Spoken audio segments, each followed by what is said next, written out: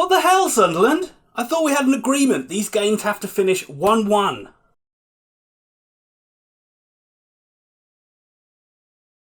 Hello everybody and welcome back to Very Biased Opinions. It's time for another review of another Oxford game. Today the Yellows were at home to Sunderland. So after a battling 2-2 draw against Burton Albion, let's have a look at the team news for today's game. We can see it's very interesting. It's 3 changes for Oxford and a little bit of a change of shape, which is unusual. Usually Carl Robinson is very particular about his style of play and doesn't often change the shape too many times. He's been forced into it a little bit. Gorin, Long and Holland are the ones that have come out of the side. Elliot Moore comes into the back line. Anthony Ford started in a right back position, which is a little strange.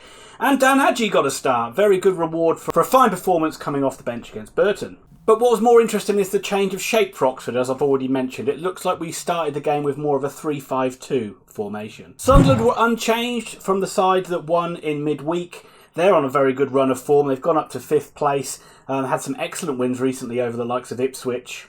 And the only defeat they've had in the last few games is against Pompey.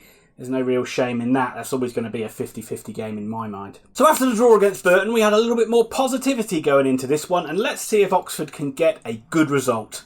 Usually it ends 1-1 when we play Sunderland. In fact, the last 4 games have all been 1 apiece. And I'd honestly take that.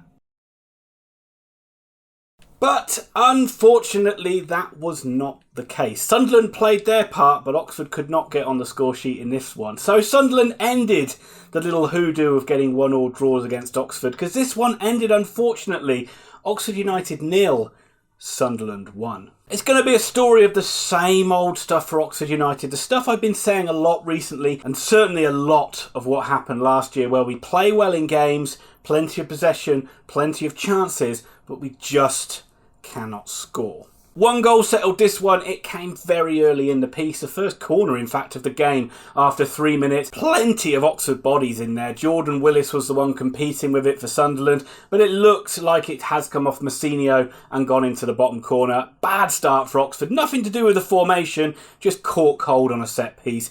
This is becoming a habit though, isn't it? I mean, I think I saw a stat that said something like 9 of the last 10 games we've gone a goal down in, which is really poor. Something that was not happening at the start of the season, and we just can't continue. If we have any hope, if any of you think we do have any hope of getting in the playoffs, and I still do, by the way, we've got to cut that out. We can't start games on the back foot all the time. We're not Wolves. We're not good enough to be Wolves. A lot of talk before the start of the game was about the weather and would this game be called off because of the incoming storm Dennis.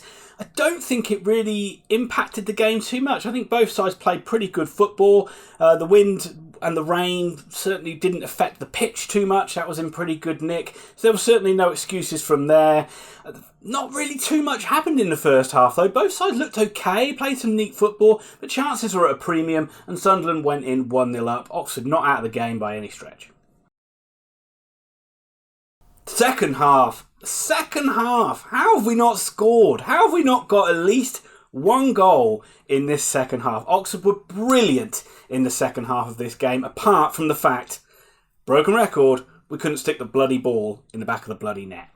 Chance after chance, cross after cross, corner and free kick after corner and free kick, but nothing doing. Superb display by the Sunderland goalkeeper McLaughlin. He kept Oxford out for 2 or 3 wonderful saves, and really good defending by Sunderland overall, really. They battled hard. They earned that 1-0 win. And I'm sure a lot of Sunderland fans will say that's a sign of a side that's going to win promotion, when you can be not at your best and you still grind out a 1-0 win.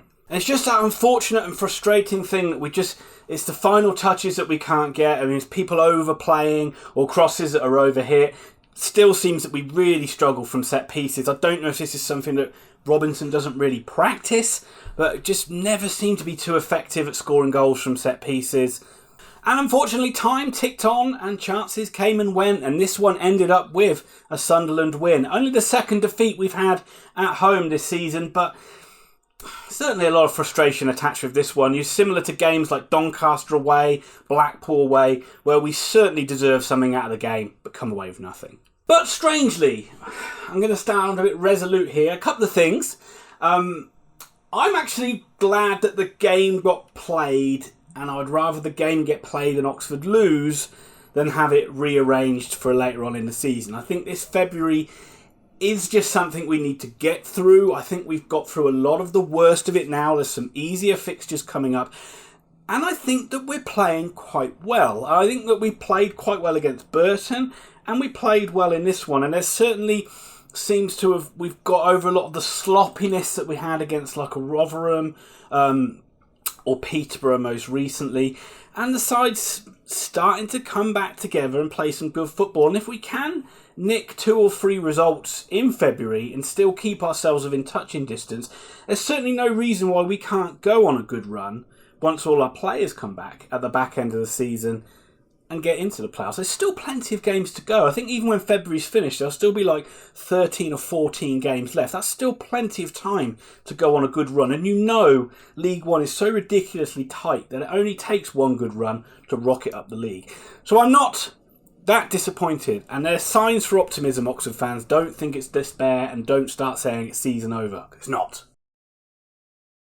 But unfortunately, we do have to say well done to Sunderland in this one. Good victory for them. Oxford go again on Tuesday night against AFC Wimbledon. After what I've just said, if they do lose that one, I'll be a damn sight more miserable. But we'll have to wait and see on that one. That'll just about do it for this review. I hope you enjoyed it. And if you did, please click that like button. It helps us out so much. And also, if you like the content on the channel, hit the subscribe button and hit the notify bell as well, so you don't miss out on any future videos. I will be back very soon for another review. And remember, if you're looking for detailed football analysis, you're probably in the wrong place. It's hard not to trust Ian's analysis, but on a positive note, Oxford keep trying. They're playing well. February has been a particularly hard month and will probably continue to be, but this club seems to be battling, and for the first time in a long time, this Man United/American sees faith in the Carl Robinson plan. Will it come to fruition this year? Probably not. But next season looks bright. And the play coming out of everyone right now gives you a lot of hope.